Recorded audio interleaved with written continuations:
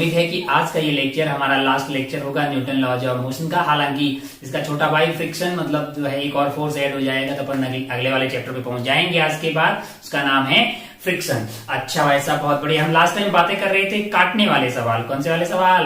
काटने वाले। किसका काट मतलब क्या चीज काट रहे थे हम लोग? काट रहे थे स्प्रिंग एंड स्ट्रिंग, है ना। खूब सारे सवाल हमने सॉल्व किए थे और देन उसके बाद शायद एक दो सवाल हमने होमवर्क में दिया था। तो होमवर्क वाले सवाल से आज की खेला की शुरुआत करते हैं। अच्छा भाई साहब बहुत बढ़िया। हमने जो होमवर्क में सवाल दिया था वो कुछ इस तरह का था। यहाँ पे एक धागा लगा हुआ था और यहाँ पे एक बॉल है जिसका मास m है। धागा लगा हुआ था और यहाँ पे स्प्रिंग लगी हुई थी। यहाँ पे क्या लगी हुई थी? स्प्रिंग लगी हुई थी और ये इक्विलिब्रियम में था ऐसे टिक टिक टिक टिक टिक टिक टिक। फिर हमने काटने पीटने के कुछ सवाल दिए थे। इवेंट 1 शायद यहां से काट दिया था। कहां से काट दिया था? ये वाला धागा जो है इसको काट दिया था और आपसे पूछा था, ये इवेंट 1 बोल दिया था। आपसे बोला था कि जस्ट आफ्टर कटिंग ये वाली जो बॉल है जिसका मास m है उसकी एक्सेलरेशन क्या होगी। यानी जैसे ही आप इस धागा को काटिएगा उसके बाद में इस बॉल का एक्सेलरेशन क्या होगा। ये सवाल था आपके लिए। अच्छा भाई साहब बहुत बढ़िया। मास्टर ने पहले बोला था कि पहले आपको फ्री बॉडी डायग्राम बना लेना चाहिए। क्या क्या फोर्सेस कहाँ कितना टेंशन है ये काटने वाली घटना से पहले के पता कर लेने चाहिए। अच्छा बहुत बढ़िया, बहुत शानदार। और ये एंगल भी आपको सवाल में दिए हुए थे। ये एंगल आपको दिया हुआ था सवाल में 37 डिग्री और ये वाला एंगल भी आपको दिया हुआ था 37 डिग्री। बहुत बढ़िया भाई साहब, बहुत ही शानदार। हो बहुत बढ़िया। अब अगर आप ध्यान से देखें तो नीचे इस पे लग रहा होगा mg। क्या लग रहा होगा? mg। और इधर की तरफ टेंशन लग रही होगी और ये स्प्रिंग भी इधर की तरफ खींच रही होगी। सिमेट्री है तो मैं पक्का बोल सकता हूं कि दोनों की टेंशन क्या होगी? सेम होगी। अगर ये एंगल अलग अलग होते तो T1 एंड T2 ले लेते, फिर दोनों के इधर वाले कंपोनेंट इधर कट जाएंगे। T cos 37 और T cos 37 आपस में कट के मर जाएंगे। ऊपर की तरफ क्या आ जाएगा? 2T sin 30 degree. 2T sin 37 degree. क्या कर रहे हैं अपन? T के दो कंपोनेंट कर रहे हैं, T cos theta T sin theta. तो ऊपर की तरफ दो कंपोनेंट आ जाएंगे, इन दोनों के ऐड हो जाएंगे, इधर वाले कंपोनेंट आपस में कट जाएंगे। तो ऊपर आ रहा है आपका 2T sin 37 degree that is equal to mg। अच्छा 2T को T हमें निकालना है। sin 37 डिग्री की वैल्यू होती 3/5 इज इक्वल टू mg। ओहो T की वैल्यू यहां से क्या आ रही है? 5 mg/6। T की वैल्यू क्या आ रही है? 5 mg/6। अच्छा भाई साहब बहुत बढ़िया, बहुत शानदार। हो अब आपके पास इवेंट 1 हुआ। अब अगर इवेंट 1 हुआ, अब आप ध्यान से देखें कि ये जो टेंशन है ये कटने के बाद में परिवर्तित होगी कि नहीं होगी। सोच के देखिए एक स्प्रिंग है जो दोनों एंड पे बंधी हुई है। स्प्रिंग आलसी होती है, उसमें तुरंत फोर्स चेंज होने वाला नहीं है। तो जैसे ही आपने इस स्प्रिंग को काटा, क्या इस स्प्रिंग के इलोंगेशन या कंप्रेशन, हालांकि अभी इसमें इलोंगेशन होके रखा होगा, क्या उसमें कोई चेंज होगा? आप बोलेंगे नहीं। तो क्या इसके अंदर जो लगने वाला फोर्स है उसमें कोई तुरंत परिवर्तन होगा? आप बोलेंगे नहीं भाई साहब। अच्छा लेकिन क्या ये जो टेंशन लग रही होगी वो गायब हो जाएगी? मैंने कहा वो तो धागा कट गया तो भाई खत्म ही हो गई ना टेंशन। अच्छा अब पहले ये इक्विलिब्रियम में था, इस पे दो फोर्सेस लग रही थी। अब आप ध्यान से देखें एक बॉडी है जिसपे फोर्सेस लग रहे हैं, मान लो F1 F2 एंड F3। आपको बोले बॉडी इक्विलिब्रियम में, इसका मतलब क्या बोला है कि F1 plus F2 plus F3 का वेक्टर सम जो है वो नल वेक्टर आ रहा है। तीन फोर्सेस का वेक्टर सम क्या आ रहा है? नल वेक्टर आ रहा है, तभी तो बॉडी इक्विलिब्रियम में होगी। अब आप ध्यान से देखें कि मान लो कि कोई एक फोर्स को मैंने रिमूव कर दिया। मान लो कि मैंने इस फोर्स को रिमूव कर दिया। अब आप ध्यान से देखें ना तो इस पे नेट फोर्स कितना होगा? नेट फोर्स हो जाएगा F2 प्लस F3 के बराबर।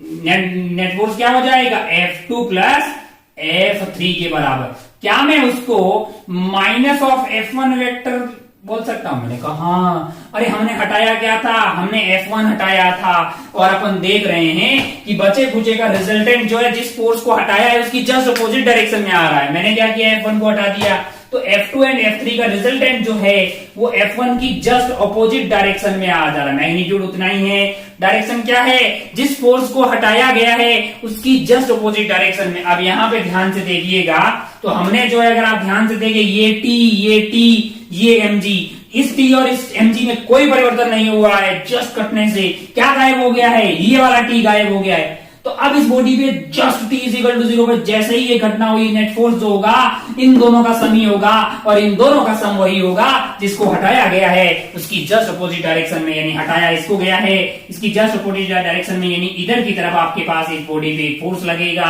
इस बॉडी पे एक फोर्स लगेगा, इसकी जस्ट अपोजिट यानी टेंशन के जस्ट अपोजिट साइड में टिक टिक टिक टिक टिक ऐसा नेट फोर्स आ जाएगा, और उसकी वैल्यू यही होगी जो इस टेंशन की पहले वैल्यू थी। सौभाग्य से उसकी वैल्यू थी हमारे पास, यानी नेट फोर्स अब जो है पहले वाले केस में इवेंट 1 में आपके पास जो नेट फोर्स आ जाएगा बॉडी पे वो है 5 mg/6। वो क्या है?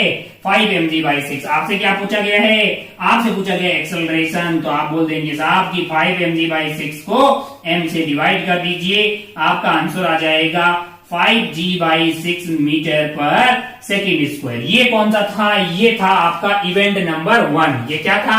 Event number 1। उसमें कौन कट गया था? धागा कट गया था। आगे बढ़ते हैं इवेंट नंबर 2। इवेंट नंबर 2 पे, इवेंट नंबर 2 में अपन क्या करेंगे? अपन स्प्रिंग को उड़ा देंगे भाई साहब। चलिए आगे बढ़ते हैं और स्प्रिंग को उड़ा देते हैं। अब जरा ध्यान से देखें, इवेंट 2 देखें अच्छे से। ये 37 डिग्री ऐसा था भाई साहब। ये आपका एंगल था 37 डिग्री। बहुत बढ़िया भाई साहब, बहुत शानदार। ओहो, mg लग रहा है नीचे, और हमने कैंची चला दी है। कैंची जो है हमने यहाँ पे चला दी। कहां पे चला ली? यहाँ पे चला दी। टिक टिक टिक टिक। ये कैंची जो है इस स्प्रिंग को निपटा दिया। अगर इस स्प्रिंग को इसने निपटा दिया तो स्प्रिंग फोर्स तो 0 हो जाएगा, है ना? तो बगल में एक हादसा घटित हुआ। क्या इसकी पूरी खबर इस धागे को पता लग जाएगी? मैंने कहा धागा एक एक्टिव आंटी की तरह होता है जिसको मोहल्ले में होने वाली हर घटना की जानकारी तुरंत पता लग जाती है, और वो रिएक्ट करता है ना। वो कैसे रिएक्ट करता है? वो अपने अंदर की टेंशन को चेंज कर सकता है। वो 0 से लेके कुछ भी जो भी उसकी औकात होगी उसके अंदर वो टेंशन को वेरी कर सकता है। अच्छा, मैंने कहा एस को जैसे ही गायब किया है, इसकी जो टेंशन अभी हमारे सोल्व करके आई थी T is equal to 5 mg/5, कहां से आई थी? ऊपर से आई थी। 2t sin 37 degree is equal to mg, यानी यहां से आपके पास आ गया था 2t sin 37 degree 3/5 that is equal to mg, यानी टेंशन आपका आ गया था 5 mg/6। इतना टेंशन था। आपने इसको काटा तो आप बोलोगे इसमें तो इतना रहना चाहिए। आप बोलो, कैसा बोलोगे? बिल्कुल नहीं बोलोगे। आप जानते हैं कि इसका टेंशन वेरी कर जाता है। जरूरी नहीं कि वो 5 mg/6 के बराबर ही रहे। यही तो टेंशन है ना भाई। स्ट्रिंग का टेंशन मतलब जो है बदल जाता है। यही तो हमारे लिए टेंशन की बात है। अच्छा, तो क्या इतना नहीं होगा? मैंने कहा नहीं। तो कैसे होगा? अब आप ध्यान से देखें तो एक चीज की गारंटी है कि यहाँ पे ये mg है। ओहो, अच्छा 7 डिग्री, और ये इसके अपोजिट हो गया। ये वाला एंगल भी हो गया अपना 37 डिग्री। ये 37 डिग्री, तो ये वाला एंगल क्या हो जाएगा? 53 डिग्री। अब आप ध्यान से देखें तो इसके ऊपर जो है इधर की तरफ क्या लग रहा होगा? इधर की तरफ टेंशन लग रहा होगा, जो कि इसके बराबर हो ऐसा कोई जरूरी नहीं है, वो चेंज हो जाएगा। नीचे इस पे क्या लग रहा है? नीचे इस पे mg लग रहा होगा। क्या लग रहा होगा? mg लग रहा होगा। अच्छा भाई साहब, ये धागा ऐसे है, और ये वाला एंगल आपका है 37 डिग्री, और ये वाला एंगल आ गया है आपके लिए 53 डिग्री। अब मैं क्या कर रहा हूं जरा ध्यान से देखें। मैं इस फोर्स के 2 कंपोनेंट कर रहा हूं। mg का इधर वाला कंपोनेंट है मेरे लिए mg cos 53 डिग्री। क्या है? mg cos 53 degree. और ये कंपोनेंट मैंने इस धागे के परपेंडिकुलर कर दिया है। ये वाला कंपोनेंट हो जाएगा mg sin 53 डिग्री। अब आप ध्यान से देखें तो धागा इस डायरेक्शन में मूव नहीं कर सकता है। इसका मतलब mg का ये वाला component must be equal to this tension, क्योंकि धागा इधर की तरफ मूव नहीं कर सकता है। तो ये फोर्स और ये फोर्स जो होना चाहिए वो क्या होना चाहिए? इक्वल होना चाहिए। तभी तो इस पे नेट फोर्स 0 आएगा, नेट एक्सेलरेशन क्या आएगा? 0। लेकिन जो इधर वाला कंपोनेंट होगा इस mg का, वही क्या पैदा करेगा? वही आपका नेट फोर्स होगा। वही क्या हो जाएगा? Net force. तो ये जो है इसके बराबर हो जाएगा। तो नेट फोर्स आपके पास क्या हो जाएगा? नेट फोर्स आपके पास हो जाएगा F is equal to mg। F net आपके पास आ जाएगा mg sin 53 degree. mg sin 53 degree यानी कि mg 4 mg/5। अगर यही नेट फोर्स है तो एक्सेलरेशन क्या हो जाएगी? एक्सेलरेशन हो जाएगी 4 mg/5 डिवाइडेड बाई m ने m की बत्तियां गुल कर दी। आपका आंसर आ जाएगा 4g/5 metre per second square. 4g/5 metre पर सेकंड स्क्वायर। बहुत बढ़िया भाई साहब, बहुत ही शानदार। एक ये सवाल था होमवर्क में, कोई और भी था क्या? हाँ, एक और था जिसमें एक ऐसे ही कार्यक्रम को कहां पे रख दिया था, एक इंक्लाइन प्लेन पे रख दिया था। एक इंक्लाइन प्लेन के ऊपर जो है ऐसे सेटअप को रख दिया गया था और फिर काटपीट की गई थी। मूड हो गया साफ। अगला जो सवाल हमारे पास था वो था, सवाल क्या था? एक इंक्लाइन प्लेन था। क्या था? एक इंक्लाइन प्लेन था, ऐसा कुछ। ये मान लीजिए हमारे पास एक इंक्लाइन प्लेन है जिसका एंगल ऑफ इंक्लिनेशन यानी कि ये वाला एंगल हमको दिया गया था 30 डिग्री। ये आपको दिया गया था 30 डिग्री। अच्छा भाई साहब, बहुत बढ़िया। और इसके ऊपर जो, डरने और हताश परेशान होने की कतई जरूरत नहीं है, यहाँ पे जो था, यहाँ पे हो गया अपना धागा और यहाँ पे ब्लॉक रखा था जिसका मास m था और इधर अपन ने स्प्रिंग डाल दी थी ड्र ड्र ड्र। अच्छा अच्छा अच्छा अच्छा। और जो एंगल्स हैं वो भी इस बार अलग दिए थे। माना कि ये वाला एंगल था 37 डिग्री और ये वाला एंगल आपको दिया था 53 डिग्री। और फिर पता नहीं काटपीट हुआ था, पहला काटपीट शायद यही हुआ होगा, यहां से ये पहला इवेंट कर दिया था। तो आइए, सवाल क्या था? इवेंट 1 के बाद में, जस्ट आफ्टर इवेंट 1 आपको क्या बताना है? आपको इस मास m की एक्सेलरेशन बतानी है। इस मास m की क्या बतानी है? एक्सेलरेशन बतानी है। अच्छा भाई साहब, बहुत बढ़िया, बहुत शानदार। इस पे नीचे की तरफ लग रहा होगा mg sin theta. mg sin theta की वैल्यू होगी हाफ, यानी फोर्स लग रहा होगा mg/2। नीचे की तरफ फोर्स क्या लग रहा होगा? mg/2। माना कि इस धागा में टेंशन है T1 और इस स्प्रिंग में है T2। अगर आप ध्यान से देखें तो एक बात की गारंटी है कि इनके इधर वाले कंपोनेंट, यानी इनके इधर वाले कंपोनेंट जो है वो आपस में कटना चाहिए। तो T1 cos थीटा उधर आएगा, T2 cos 53 डिग्री उधर आएगा और इधर वाला कंपोनेंट क्या हो जाएगा? T1 sin 53 degree, T1 sin 37 degree, sorry, that is equal to T2 sin 53 degree. एक तो ये रिश्ता होना चाहिए, दूसरा क्या होना चाहिए? दूसरा क्या होना चाहिए? T1 cos 37 डिग्री ऊपर आएगा along the inclined plane और एक आ जाएगा आपके पास T2 cos 53 degree. That must be equal to along the inclined force, जो भी फोर्स लग रहा है वो आपके लिए हो जाएगा mg sin theta, that is mg divided by 2। अच्छा, तो यहां से आपके पास आ गया है T1 sin 37 डिग्री यानी 3T1 divided by 5, that is equal to 4T2, that is equal to 4T2 divided by 5, यानी कि आपको पता लग गया है 3T1 is equal to 4T2, 3T1 is equal to 4T2। एक रिश्ता यहां से आ जाएगा, बहुत बढ़िया भाई साहब। यहां से आ जाएगा आपके पास 4T1 डिवाइडेड बाई 5, क्या आ जाएगा? 4T1 बाई 5, क्योंकि cos की वैल्यू आपकी होगी 4/5, प्लस आपके पास आ जाएगा 3T2 divided by 5, that is equal to mg divided by 2। अच्छा भाई साहब, बहुत बढ़िया, बहुत शानदार। पेन जी बहुत बढ़िया। चलो थोड़ा सा, हाँ, mg/2 आ गया, बहुत शानदार। ओ अब अगर आप ध्यान से देखें तो हमारा मकसद क्या है? हमारा मकसद है T1 एंड T2 को प्राप्त करना। किसको प्राप्त करना? T1 एंड T2 को। अच्छा, बहुत बढ़िया भाई साहब, बहुत शानदार। कैसे प्राप्त करेंगे? अब अगर आप ध्यान से देखें तो हमारे पास एक चीज यहां से आती हुई दिखाई दे रही होगी कि 4T1 plus 3T2 that is equal to यहां से 5 कॉमन आ रहा है, उधर चला जाएगा, यानी 5mg divided by 2, 5mg divided by 2। अब अगर आप ध्यान से देखें कि मान लो कि मुझे क्या चाहिए? मुझे चाहिए बेसिकली 4T1। T1 को अगर मैंने हटाना होगा तो मैं क्या लिख दूंगा उसको? 4T2 divided by 3। कहां से? यहां से। T1 is equal to 4T2 divided by 3। अच्छा, प्लस क्या आ जाएगा? 3T2 that is equal to, मैंने कहा 5mg डिवाइडेड बाई 2। अच्छा, बहुत बढ़िया भाई साहब, बहुत शानदार हो। तो ये हो गया 16T2 और 3 उधर चला जाएगा, 16 और 9 हो गए 25T2। कितना आ गया है? 25T2 डिवाइडेड बाई आपका 3 है, that is equal to 5mg divided by 2। क्या बोलते हो, है कि नहीं यार? अच्छा, तो ये 5 से ये कट गया 5 बार, अगर ये 5 बार कट गया तो इसको उधर लेके जाइए तो T2 की वैल्यू आपके पास आ गई है, हमको लगता है 3mg डिवाइडेड बाई 5 और 2 मल्टीप्लाई हो गए 10। T2 की वैल्यू आ रही है 3mg/10। अच्छा भाई साहब, बहुत बढ़िया, बहुत शानदार। और T1 की वैल्यू कैसे प्राप्त होगी? T1 अगर आप ध्यान से देखें तो यहां से आप T1 को क्या बोल सकते हैं? T1 is 4/3 time of T2। क्या है? T1 is 4/3 time of T2 और T2 की वैल्यू क्या डाल देंगे अपन?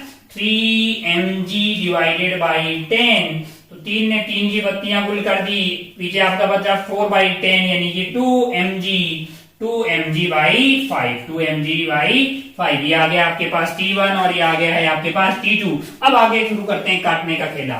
T1 की वैल्यू आ गई हमारे पास, T1 की वैल्यू आ गई है, T1 की वैल्यू आ गई हमारे लिए, that is equal to 2/2mg/5, 2mg/5। और T2 की वैल्यू क्या आ गई है, T2 की वैल्यू हमारे पास आ गई है 3mg/10। क्या आ गई है, 3mg/10। बहुत बढ़िया भाई साहब, ओहो बहुत शानदार। अब अगर आगे पढ़ते हैं और काटने का खेला देखते हैं, देखो जरा ध्यान से क्या होगा।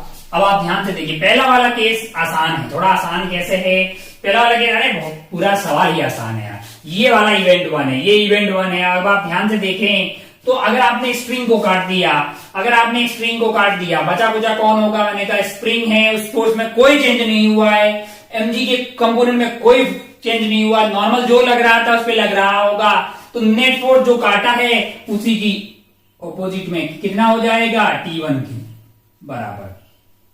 जितने फोर्स को आपने रिमूव किया है उसी का ऑपोजिट उतना ही फोर्स लगा दीजिए, उतना आपके पास क्या हो जाएगा, नेट फोर्स। तो एक्सेलरेशन आपकी क्या हो जाएगी, E1 के जस्ट बाद में, E1 के जस्ट बाद में आपके पास जो एक्सेलरेशन आएगी, एक्सेलरेशन हो जाएगी T1 डिवाइडेड बाई, यानी वेक्टर की फॉर्म में बात करें तो T1 के जस्ट अपोजिट में, मैग्नीट्यूड की बात करें तो T1 divided by m। T1 की वैल्यू थी हमारे पास, T1 यानी कि जो टेंशन थी धागे के अंदर वाली वो थी 2mg/5 डिवाइडेड बाई m, यानी हमारा आंसर होगा 2g divided by 5, 2g divided by 5 metre per second square इस डायरेक्शन में। मैंने कहा बहुत बढ़िया भाई साहब, बहुत ही शानदार, ओहो बढ़िया। अब अगर आप ध्यान से देखें, दूसरा इवेंट जो हमने किया है, दूसरा इवेंट जो हमारा है वो है इवेंट 2। उसमें क्या किया गया है, उसमें इस वाली स्प्रिंग को निपटा दिया, इस वाली स्प्रिंग को निपटा दिया गया है। बहुत बढ़िया भाई साहब, बहुत ही शानदार, ओहो। अब अगर आप ध्यान से देखें तो आपकी ये स्प्रिंग हो गई है गायब। अगर ये स्प्रिंग गायब हो गई है तो अब आप ध्यान से देखें तो आपके पास जो फोर्स है, वो जो फोर्स है आपके पास, अब वो फोर्स जो T1 है वो भी चेंज हो जाएगा, T1 भी चेंज हो जाएगा। क्यों, क्योंकि ये किसमें है, धागे के अंदर है, और धागे को पड़ोस में कोई भी कटने और पिटने वाली खबर तुरंत पता लग जाती है। अब आप ध्यान से देखें तो ये एंगल है आपके लिए 37 डिग्री, ओहो, ये एंगल है आपके लिए 53 डिग्री। अगर ये एंगल है 53 डिग्री, ये 37 डिग्री, तो ये वाला एंगल क्या हो जाएगा, 37 डिग्री। तो mg का एक कंपोनेंट जो धागे के अलोंग आएगा, यानी mg sin थीटा का, यानी mg/2 का ये वाला कंपोनेंट जो होगा वो इस धागे के अलोंग आएगा, टेंशन इसके बराबर हो जाएगी, है ना। और ये वाली टेंशन क्या हो जाएगी, ये वाली टेंशन हो जाएगी mg/2 cos 37 डिग्री। मैंने कहा mg/2 का एक कंपोनेंट इधर आएगा, क्या आ जाएगा, इधर आ जाएगा, वही हमारे लिए क्या हो जाएगा, नेट फोर्स हो जाएगा। ये इसके बराबर हो गया है mg/2 का ये वाला कंपोनेंट, यानी कि mg/2 sin 37 degree, sin 37 degree है। mg/2 cos 37 डिग्री इसके बराबर हो गया, कैंसिल आउट हो गया है। mg/2 sin 37 डिग्री वही आपके लिए क्या हो जाएगा, नेट फोर्स हो जाएगा, mg/2 sin 37 degree divided by क्या कर देंगे, m कर देंगे। क्या वही आपको एक्सेलरेशन मिल जाएगी, मैंने कहा हाँ यही आपको अपने क्या मिल जाएगी, एक्सेलरेशन मिल जाएगी। तो m से m गायब हो गया भाई साहब, आपका आंसर हो जाएगा g/2 साइन 37 डिग्री, जो कि हो जाएगा 3/5, यानी आंसर हो गया है 3g/10 metre per second square. तो आप समझ गए भाई साहब कि कुल मिला के जो कॉन्सेप्ट वाली बात है, जो कि कोर बात है हमारे इन सारे सवालों की, वो क्या है, वो आप बोलेंगे भाई साहब की वो है कि अगर आपने स्प्रिंग जो है दोनों एंड पे बंधी हुई हो, स्प्रिंग का हो दोनों एंड पे बंधी हुई हो, तो उसके अंदर का फोर्स तब तक परिवर्तित नहीं होता जब तक कि वो खुद जो है कट ना जाए, है कि नहीं है, यानी नॉन इम्पल्सिव होता है। और स्प्रिंग के अंदर जो टेंशन होता है वो कैसा होता है, वो इम्पल्सिव होता है, वो सडनली चेंज हो जाता है। अच्छा, बहुत बढ़िया भाई साहब, बहुत ही शानदार हो, खूब सारे इस पे सवाल हो गए। एक मिनट, एक आधु किस्म का सवाल और बता दें, मतलब इस तरह खूब हमने सवाल कर दिए। मैं मान लो काटने पीटने वाले, मान लो कि ऐसा कुछ जो टिक टिक टिक टिक टिक टिक नहीं, ऐसे तो कल खूब कर लिए थे, है ना, बहुत मतलब जो है बहुत टाइम इसमें लग गया। मान लो ये 1 kg हो और ये वाला 2 kg हो, और यहाँ पे कट मार दिया गया, यहाँ पे कट कर दिया गया। बताइए कटिंग के जस्ट बाद में 1 kg और 2 kg का एक्सेलरेशन क्या होगा, तो आप बोलेंगे साहब कि पहले की टेंशन पता कर लेते हैं, यहाँ की थी 20, तो यहाँ की रही होगी 20 और यहाँ 10 लग रहा होगा, तो यहाँ का जो फोर्सेस रहा होगा वो रहा होगा 30 न्यूटन।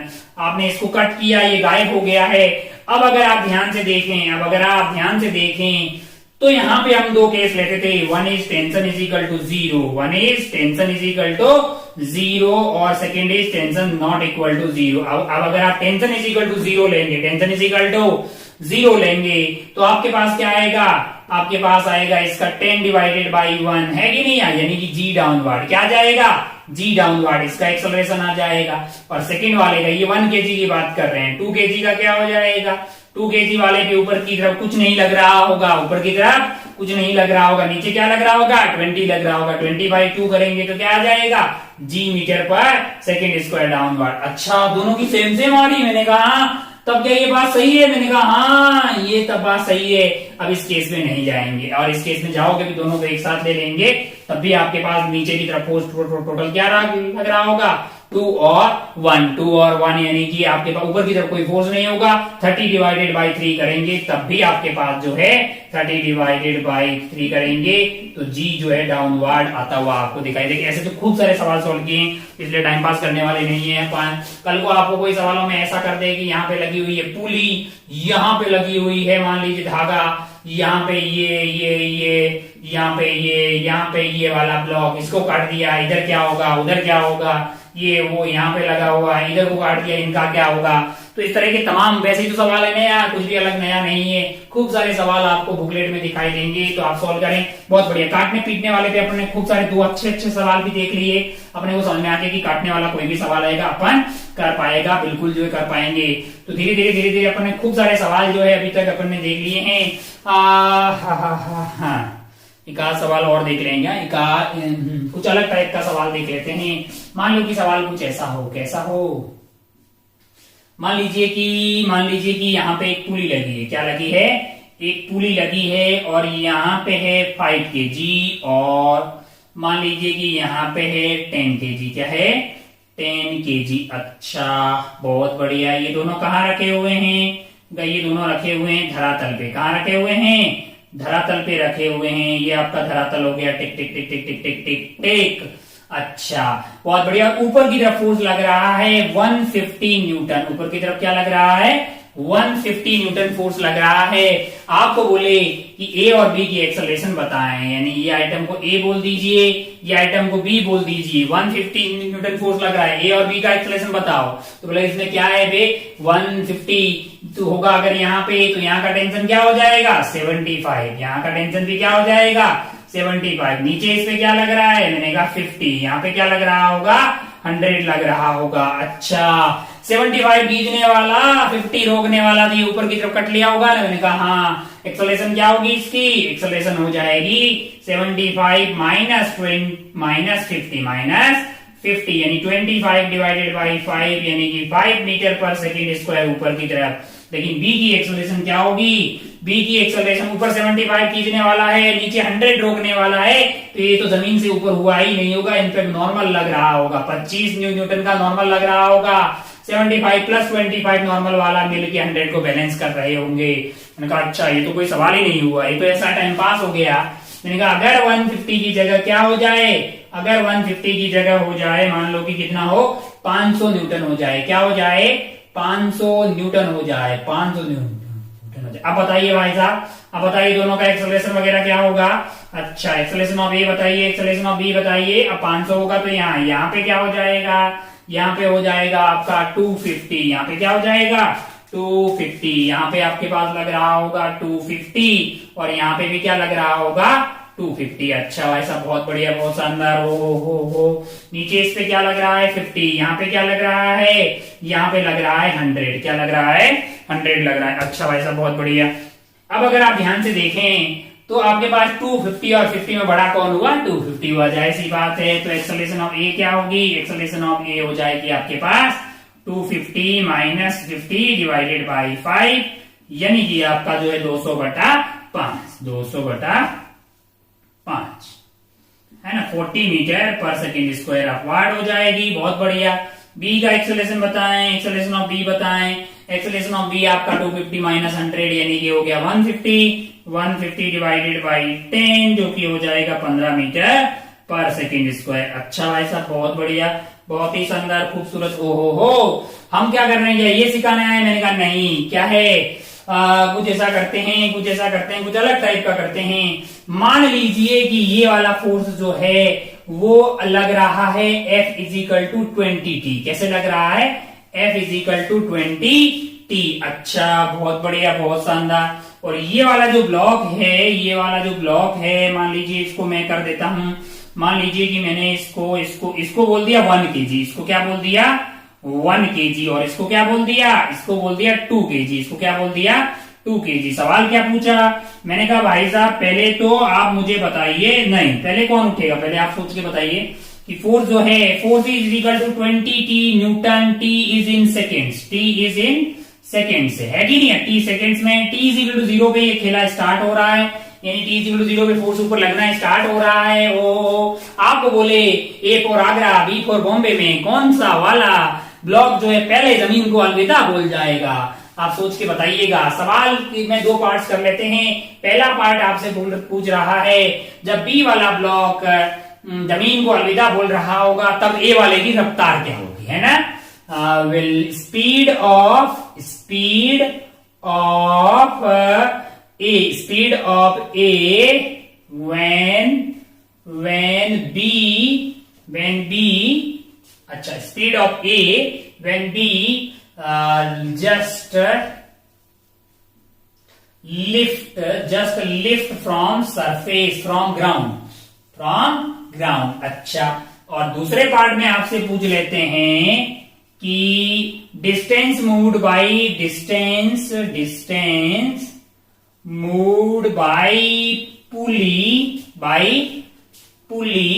पुली, है ना, up to the time when B just lift from ground। अब आप पहले बताइए कि पहले ए और बी में से कौन उठ जाएगा? अच्छा, सोच के देखिए, बहुत आसान है ना। यहाँ 20T लग रहा होगा तो यहाँ 10T लग रहा होगा और यहाँ 10T लग रहा होगा।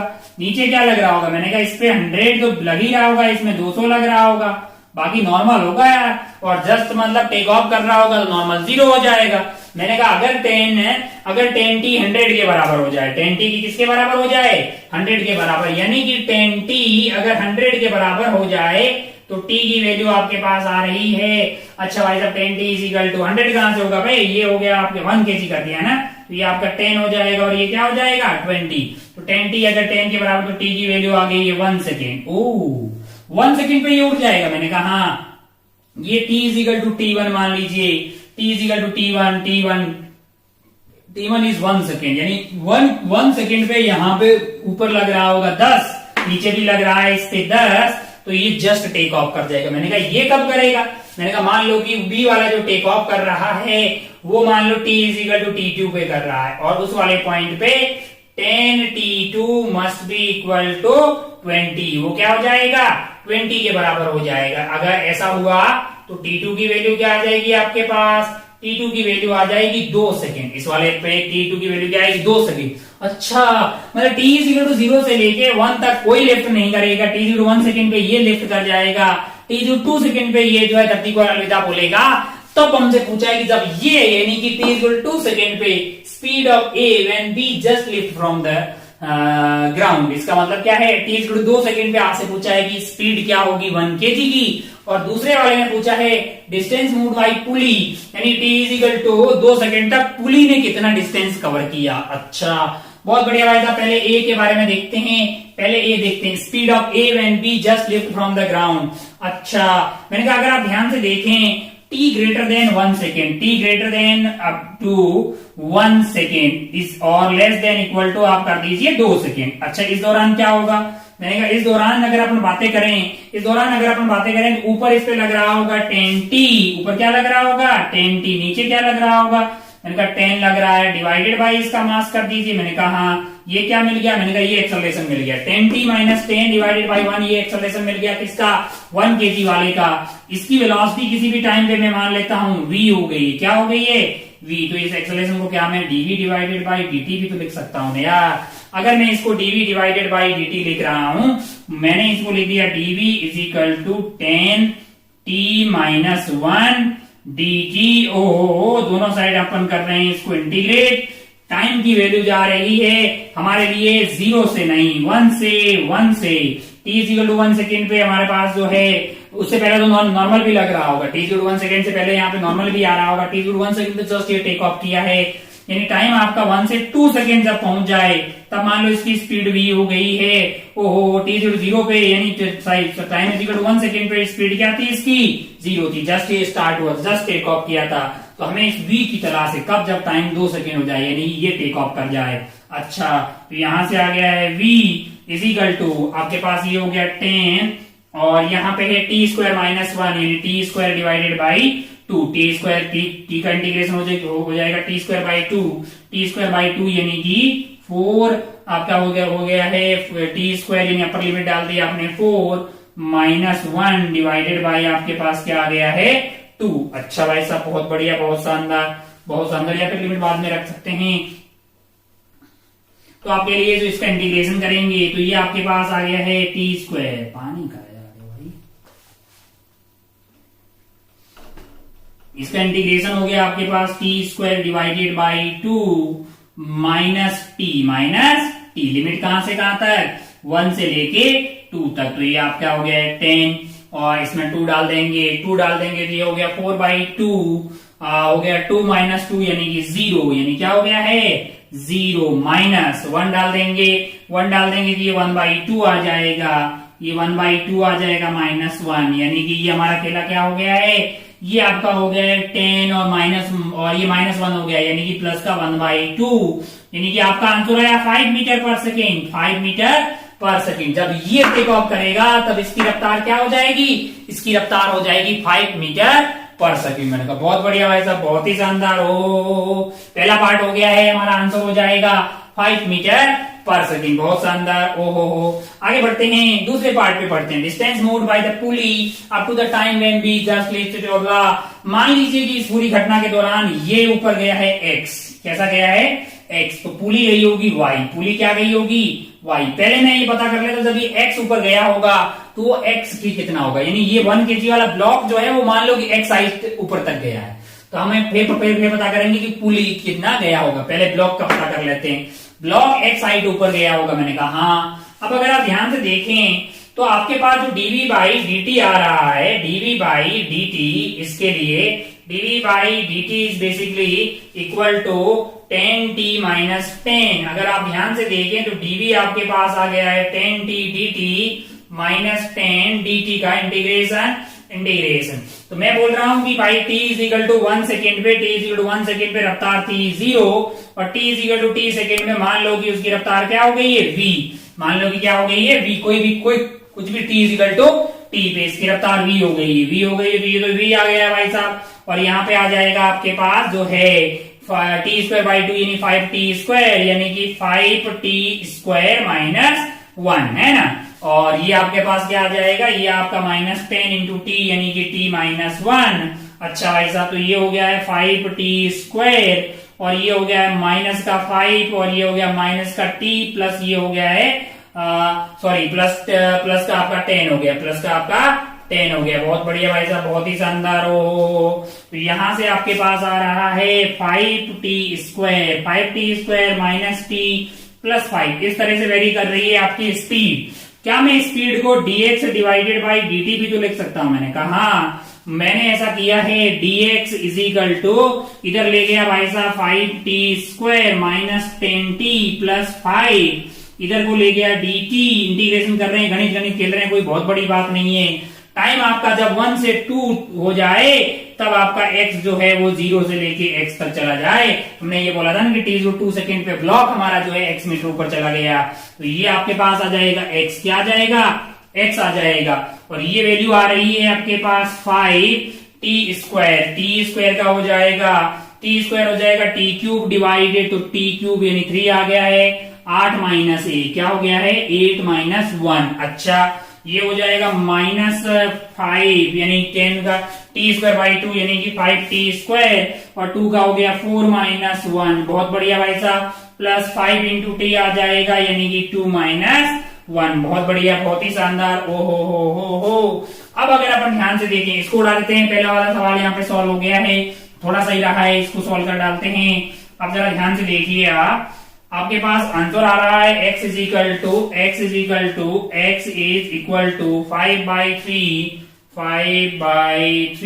इंटू ये कितना 8 माइनस 1 आ गया है 7। क्या आ गया है 7 आ गया है। और ये है आपका जो है -3 हो गया यानी -15 हो गया। क्या हो गया है -15 हो गया है। और ये क्या आ गया है -15 और 2 माइनस 1 यानी कि प्लस का 5। अच्छा तो ये हो गया है आपका 35 डिवाइडेड बाई 3, और ये क्या हो गया -10। ओहो, अब अगर आप ध्यान से देखें तो ये आंसर आ रहा है आपका 5/3 मीटर। 5/3 मीटर अगर हमने कैलकुलेशन टेक की है, ठीक की ऐसा लग रहा है। अच्छा बहुत बढ़िया भाई साहब, 5/3 जो है आपके लिए क्या हो गया है, ये 5/3 मीटर ऊपर जाएगा तो ये कितना जाएगा। मैंने कहा ये तो बहुत ही आसान है, क्यों, क्योंकि ये तो कहीं नहीं जाएगा तब तक। 0 इसका 0 है, इसका x है, इसका 0 है, इसका x है और इसका y है।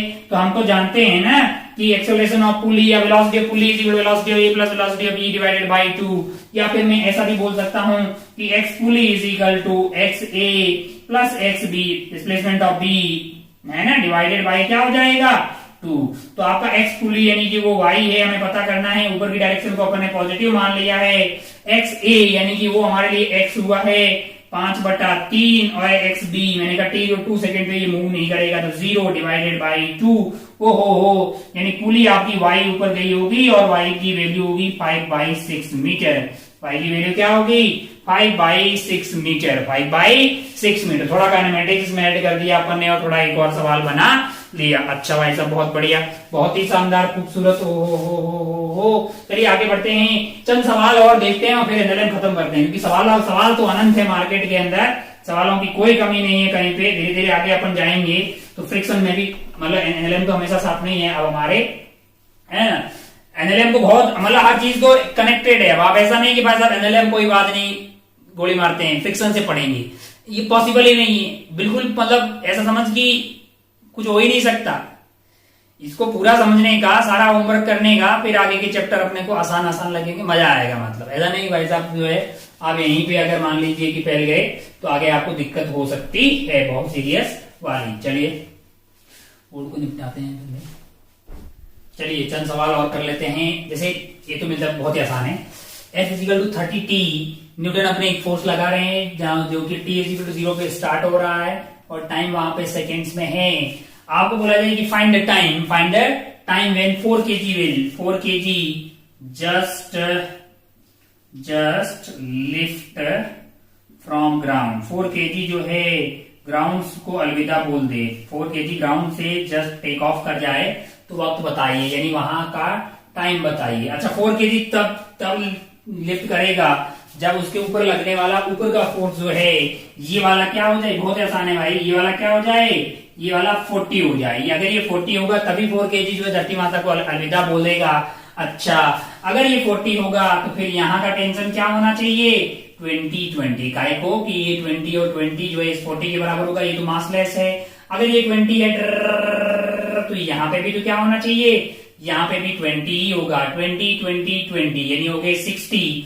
तो ये 60 जो है वो किसके बराबर होना चाहिए 30t के। 30t के तो t is equal to 2 second पे, t is equal to 2 second पे जो है आपका 4 kg वाला ब्लॉक है वो टेक ऑफ कर जाएगा जमीन से। तो पिछले वाले का एक आसान वर्जन है ये वाला। चलिए भाई साहब बहुत बढ़िया, बहुत शानदार। ये एक मतलब जैसे एनएलएम पढ़ रहे हो और बंदर नहीं आए हो, एनएलएम वाले चैप्टर में एक आध बार भी बंदर का नाम ना ले, हालांकि नहीं लिया है हमने क्योंकि इससे के होमवर्क में खूब सारे बंदर हैं तो आप वहीं पे देख लें। मान लीजिए कि आपको एक ऐसा सवाल दे दे कि एक रॉड है और उस पे 2 बंदर है। अब जैसे बंदर का फोटो बना है ना, उसको बंदर ही मानने भाई साहब, है ना। अच्छा बंदर ए और बंदर बी, ये जो है 10 केजी का है, जो ऊपर की तरफ एक्सेलरेट हो रहा है 2 मीटर पर सेकंड स्क्वायर से, यूनिफॉर्म एक्सेलरेशन है। दूसरा बंदर जो 8 केजी का है वो नीचे की तरफ 2 मीटर पर सेकंड की रफ्तार से जा रहा है, यानी यूनिफॉर्म वेलोसिटी से जा रहा है। आपसे पूछा गया tension at the top most point, tension at the top most point, top most point of rod, top most point of rod. Rod कैसी है? रॉड है आपके पास मासलेस रॉड है। अच्छा, बहुत बढ़िया भाई साहब, बहुत ही शानदार। हो माना कि यहाँ का टेंशन है, माना कि ये वाला सेक्शन जो है आपके पास रॉड, अगर अपन आसान भाषा में बात करें तो ये वाला पॉइंट है ए, यहाँ पे बंदर बी है, वो वाला पॉइंट मतलब पहला वाला बंदर है वो बी, और दूसरा वाला बंदर सी पॉइंट पे है, और रॉड का ये वाला एक्सट्रीम पॉइंट है डी। माना कि यहाँ की टेंशन क्या है? माना कि यहाँ की टेंशन है T1, यहाँ की टेंशन है T2, क्या है? T2, और यहाँ की टेंशन क्या है? यहाँ कोई टेंशन नहीं होगी भाई, यहाँ 0 टेंशन होगी, क्योंकि ये वाला पार्ट तो फ्री रहेगा। अच्छा, पहला वाला बंदर जो है वो यहाँ पे है, कितने किलो का है? ये 10 केजी का, कितने का है? 10 केजी का। और दूसरा वाला बंदर जो है वो यहाँ पे है, वो है 8 केजी का। अच्छा, अब अगर अपन इसका एफबीडी बनाए, 10 केजी वाले का एफबीडी बनाए, तो 10 केजी का ये बंदर हो गया आपके लिए। ऊपर की तरफ इस पे क्या लग रहा होगा? ऊपर की तरफ इस पे लग रहा होगा T1, क्या लग रहा होगा? T1। अच्छा, नीचे की तरफ क्या लग रहा होगा? मैंने कहा नीचे की तरफ लग रहा होगा T2। अच्छा, बहुत बढ़िया। और क्या लग रहा होगा? मैंने कहा एक तो इसका mg लग रहा होगा, क्या लग रहा होगा? 100 लग रहा होगा। अच्छा, और इसकी एक्सेलरेशन क्या है? इनका इसकी एक्सेलरेशन है 2 मीटर पर सेकंड स्क्वायर, यानी कि T1 minus 100 minus T2 that must be equal to क्या होना चाहिए? 10 इंटू 2, क्या होना चाहिए? 10 इंटू 2, मास इंटू एक्सेलरेशन। तो यहां से T1 माइनस T2 की वैल्यू आपके पास आ रही है 100, उधर चला जाइए 120 न्यूटन। यहाँ पे क्या आ गया? T1 माइनस T2 जो है आपके लिए आ गया 120 न्यूटन। अच्छा, अब जो है अपने 8 केजी वाले बंदर का एफबीडी बनाते हैं। 8 केजी वाले बंदर को अगर आप देखेंगे, ये 8 केजी का बंदर है, इसके ऊपर की तरफ क्या लग रहा होगा? ऊपर की तरफ टेंशन जो है, ये वाले सेक्शन में अपन ने टेंशन T2 मानी है। अगर आप ध्यान से देखें तो T2 इस पे टेंशन लग रही होगी, नीचे इस पे 80 लग रहा होगा, क्या लग रहा होगा? 80 लग रहा होगा। ये धागा तो फ्री है, इधर कुछ नहीं होगा, तो ये मासलेस है, तो इसके कारण कुछ भी लगने वाला नहीं है। तो क्या आपको ये पता लग गया है? और इसकी कोई एक्सेलरेशन नहीं है, इसकी कोई एक्सेलरेशन नहीं है, ये नीचे की तरफ जा रहा है यूनिफॉर्म वेलोसिटी से, तो एक्सेलरेशन क्या हो जाएगी? 0। इसका मतलब T2 जो है वो 80 के बराबर होना चाहिए। T2 क्या होना चाहिए? 80 के बराबर। अगर T2 80 के बराबर हुआ, T2 अगर 80 के बराबर हुआ तो यहाँ पे रख दीजिए, तो आपको क्या प्राप्त होता हुआ दिखाई देगा? T1 प्राप्त होता हुआ दिखाई देगा 120 प्लस 80 दैट इज 200 न्यूटन। क्या हो जाएगा? 200 न्यूटन। बहुत बढ़िया भाई साहब, बहुत ही शानदार। हो बहुत बढ़िया। तो हमने बंदरों वाला भी सवाल कर दिया, बहुत हो गया यार, खूब सवाल सोल्व कर लिए। बाकी होमवर्क करना कि एक आध सवाल और देख लेते हैं, एक आध सवाल और देख लें क्या? हाँ, एक आध और देख लेते हैं, मतलब वो एक इंफिनिटी पुली वाला एक आध सवाल और देख लेते हैं, एक और मेथड से उसको सॉल्व करते हैं, फिर एनएलएम को फुली फाइनल खत्म ही करते हैं, है ना। चलिए भाई साहब, हो गया चकाचक। हाँ, लास्ट एंड फाइनल सवाल देख लेते हैं। इनफाइनाइट पुली सिस्टम, इनफाइनाइट पुली सिस्टम। मान लीजिए कि हमारे पास यहाँ पे एक पुली है, यहाँ पे लगा है मास m, यहाँ पे क्या लगा हुआ है? मास m। यहाँ से धागा गया यहाँ पे एक पुली, मास m, यहाँ पे एक पुली, मैंने कहा बहुत बढ़िया, मास m कहा, फिर यहाँ क्या हुआ? मैंने कहा पुली, फिर क्या हुआ? मास m। कब तक होता रहा? मैंने कहा ऐसा इन्फिनिटी तक, अप टू इन्फिनिटी यहाँ पे कार्यक्रम चलता रहा। बहुत बढ़िया भाई साहब, बहुत ही शानदार। हो आपसे पूछा था कि एक्सेलरेशन क्या होगी, आपसे पूछा जाए कि एक्सेलरेशन क्या होगी, तो आपने बोला था कि ये वाले ब्लॉक की मान लेते हैं एक्सेलरेशन ए है, तो ये वाला कार्यक्रम जो है नीचे की तरफ जा रहा होगा ए से। अच्छा, बहुत बढ़िया, बहुत शानदार। ओहो। अब अगर आप ध्यान से देखें, मैं यहाँ की टेंशन को बोल रहा हूँ टी, क्या बोल रहा हूँ? टी। तो क्या मैं ऐसा बोल सकता हूँ कि नीचे इस पे लग रहा होगा mg? मैंने कहा हाँ, तो क्या होना चाहिए हमारे लिए? मैंने कहा T minus mg must be equal to mass into acceleration, यानी आपकी जो टेंशन आएगी वो mg प्लस a आ गई है कि नहीं है। और जो ये ए होगी, ए खुद ही फंक्शन ऑफ जी होगी। क्या होगी? जी होगी। तो क्या मैं ऐसा बोल सकता हूं कि tension is something that is some constant into m g, इस तरह के फॉर्मेट में आएगा। एमजी इंटू सम मतलब कुछ भी कांस्टेंट, ऐसा कुछ आता हुआ आपको दिखाई देगा। अच्छा, मैंने कहा यहाँ की टेंशन टी है तो हर जगह टी थोड़ी होगी। मैंने कहा हर जगह टी नहीं होगी। मान लो कि यहाँ पे इस वाले धागे में टेंशन क्या है? टी डैश है। मान लो कि इस वाले धागे में टेंशन क्या है? टी डैश है। अच्छा भाई साहब, बहुत बढ़िया, बहुत शानदार। अब अगर आप ध्यान से देखें, आप इसको एक ऐसा समझिए कि ये अगर ए से जा रहा है तो आपको ऐसा लगेगा कि आप इस वाले सेटअप के लिए देखेंगे तो आपको ऐसा लगेगा कि आप एक लिफ्ट में हैं, जो नीचे की तरफ क्या हो रही है?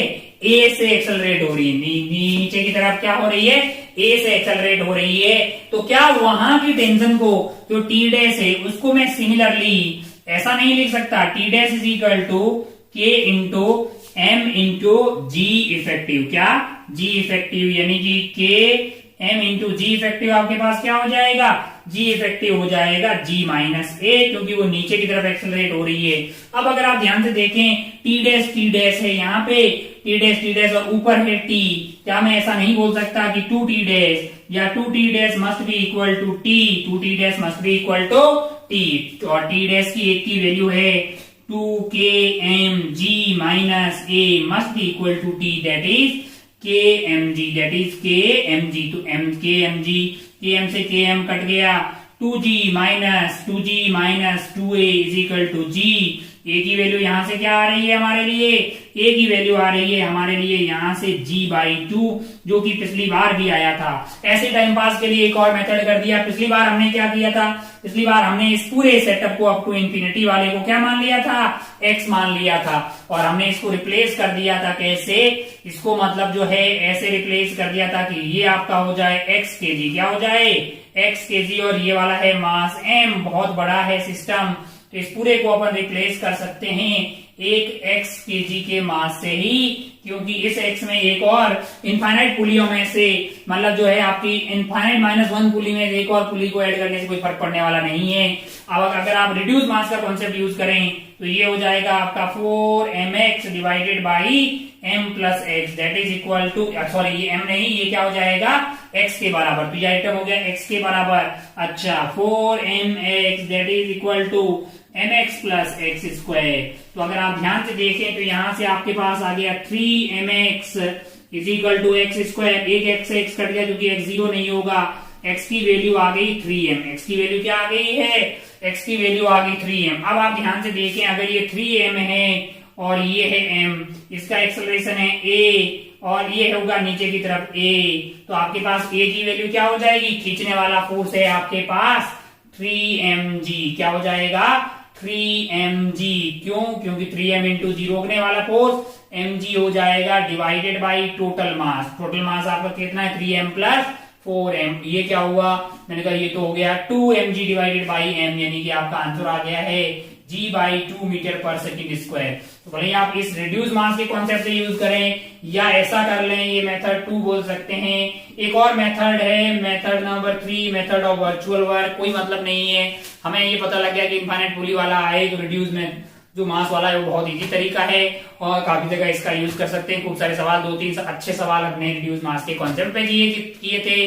जस्ट आपको बता दिया कि और भी तरीकों से इसको सॉल्व किया जा सकते। एक और तरीका है मेथड ऑफ वर्चुअल वर्क, मतलब जो वर्क निकाल के भी इसको g/2 प्रूव किया जा सकता है। कई अच्छे सवाल, मतलब अच्छा सवाल माना जाता है, तो हमने एक और मेथड से इसको देख लिया। बहुत बढ़िया, बहुत ही शानदार, मतलब हमारा जो ये सफर रहा है 10-11 लेक्चर का न्यूटन लॉज ऑफ मोशन से। तो फाइनली मतलब इसमें अपन टाटा बाय बाय बोलते हैं। मिलते हैं आपसे मतलब फ्रिक्शन में, लेकिन तब तक एक बात ध्यान रखें कि आप पूरा का पूरा होमवर्क करके ही उधर को पधारे, है ना। एनएलएम को अच्छे से पढ़ के आए ताकि आपको सारी जो आगे का कार्यक्रम है बहुत ही इजी लगेगा, अच्छा लगेगा, इंटरेस्टिंग लगेगा और आपको मजा आएगा मैकेनिक्स में। और अगर आपका एनएलएम फैल गया, आपने होमवर्क वगैरह नहीं सॉल्व किया, तो फिर आपको धीरे धीरे दर्द होने लग जाएगा, है ना। तो ऐसा नहीं करना है अपने को, मतलब दर्द नहीं पैदा करना है जिंदगी में। तो न्यूटन लॉज ऑफ मोशन जो है, इसका जो भी होमवर्क है उसको आप कीजिएगा। उसके होमवर्क के जो भी वीडियोस हैं सॉल्यूशन के, उनको देखिएगा और हमारी मुलाकात होती है, फिर से मुलाकात होगी फ्रिक्शन में। जय हिंद, जय भारत, टेक केयर, बाय।